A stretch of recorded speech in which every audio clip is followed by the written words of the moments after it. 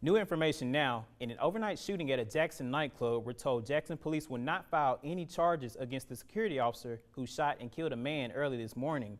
We're told just after 3 a.m. a security guard outside Freelawns on Mill Street fired at a man who stepped out of a vehicle at the front door of the building carrying a gun. A regular infrastructure project led to a gas leak right here on Northwest Street after a city worker accidentally hit a main line.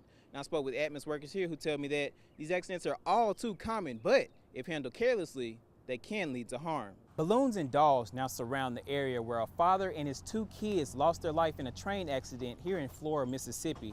Now, if you look over here, you can see debris that is scattered everywhere where this accident occurred.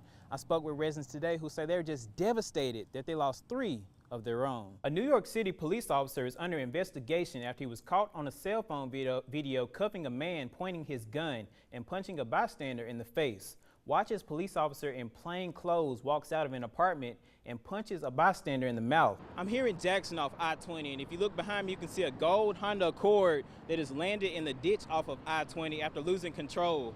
Now, I spoke with the driver of this Honda Accord, who's believed to only have suffered minor injuries, but they say this entire thing could have ultimately been avoided. Still to come at 10, providing hope to those who need it the most. Find out how One Madison organization is helping women to get out of poverty. The South is getting record rainfall that's causing flooding that's affecting thousands. We've had people come out here sightseeing just to see how bad this area was affected. But this is just one of the examples of how bad flood damage can really be. I'm here in downtown Jackson, just feet away from the state capitol. And as you can see, there are potholes everywhere you look in this street. Now, I spoke to some Jackson drivers today who told me they're growing tired of these crumbling Jackson streets, and they want something done about it. The Black Rodeo is back in the downtown Jackson area for the 14th year, and the hot temperatures didn't keep people from coming out in large numbers. The rodeo offers tailgating, fellowship, food, and large monetary prizes for the lucky winners, totaling up to $80,000. Man, this Black Rodeo in Jackson ain't no rodeo like it.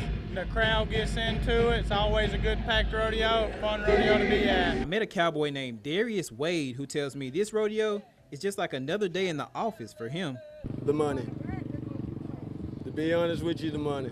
We do this for a living. This is how we make our income. This is not a hobby, this is a lifestyle. While this rodeo brings out a lot of folks for the fun, entertainment, and to see horses like this one right behind me, I met one man today who tells me he rides for a different purpose. I'm doing this for a special cause to raise money for homeless people, for people who don't have like kidney foundations and all of that.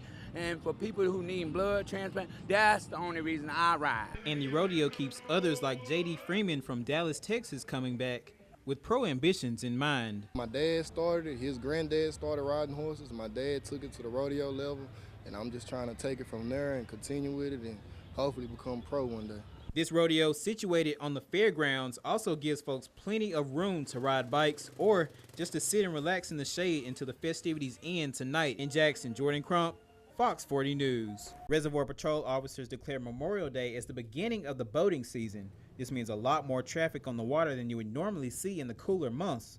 Reservoir Patrol Chief Perry Wagner says with the heightened traffic, they'll be watching closely to make sure everyone is practicing safe habits. Your child is 12 or under and the boat is in motion, you must have a personal flotation device on the child. For anyone else in the boat, it's got to be accessible. AMR Public Affairs Manager Jim Pollard explains why life vests are important to have if an accident occurs. The very fact that you could get tossed in the water, you get stunned, you might hit, heaven forbid, a stump or something else underwater.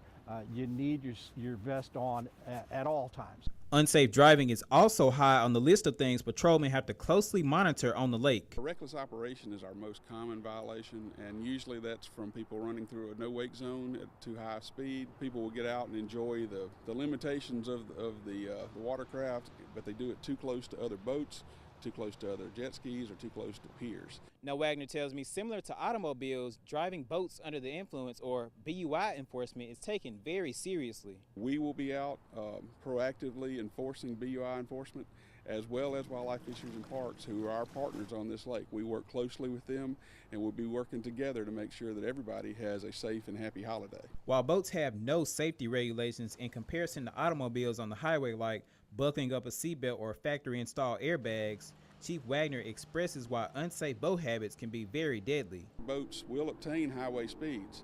If you have a crash, there's no restraint, there's no airbag. If you don't obey the safety regulations, you set yourself up for a catastrophe. In Brandon, Jordan Crump, 3 on your side. We thought it was something more intense, like a shooting or something, but even that is very surprising. A lot of stuff doesn't happen on this street.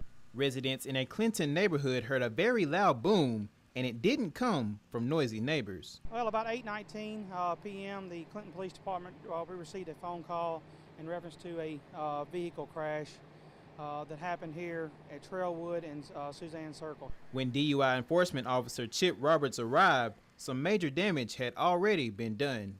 Upon arrival, what we did is we found a vehicle that had left the roadway and has basically crashed into a residence here. After hearing about the crash, many concerned neighbors ran out of their homes to see what had happened and were saddened to find out the accident ended deadly. I'll go ahead and say we do have one deceased person in the vehicle, and right now we're just waiting for emergency crews to finish clearing the scene. While the cause of the accident is still a mystery, Officer Roberts tells me these are the types of calls his team never likes to get. It's just a tragic event for all of us and also all the family that's involved and everybody that's here. It's just a tragic event.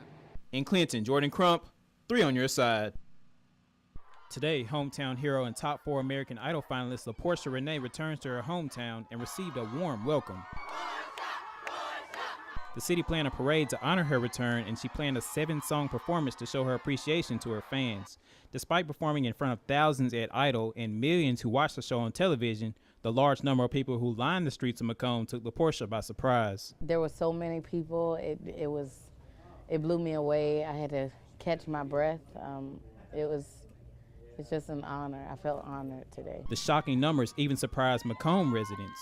I was just in awe when I walked outside and saw the people here for the parade and just the people upstairs. I mean, like I said, it's just amazing. As the parade began, fans rocking their custom-made LaPortia t-shirts made their Idol decision very clear. We're getting to experience it here in person. It's live, it's here, it's real.